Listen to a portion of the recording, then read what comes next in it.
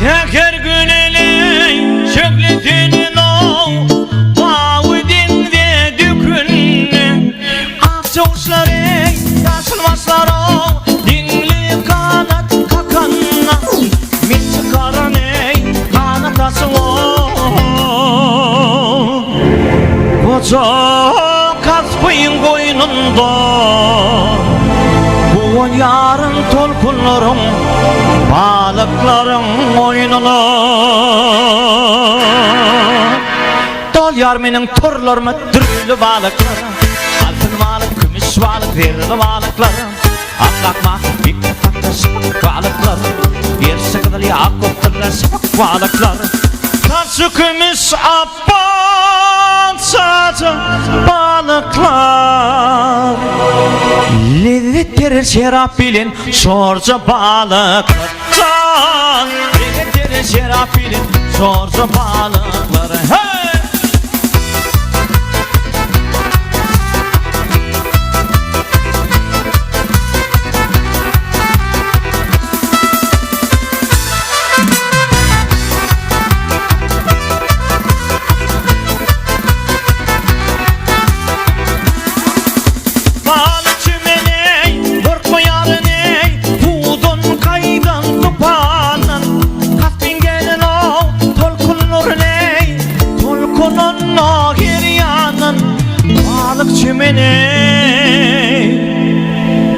Balık yılavum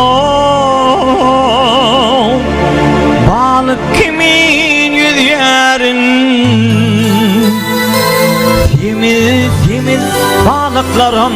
Düdüm düdüm düdyerin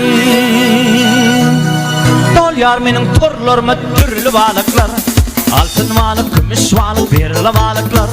Aklak mahvuk, bir kutakta sıpık balıklar Yer sıkıdın yakuptırlar sıpık balıklar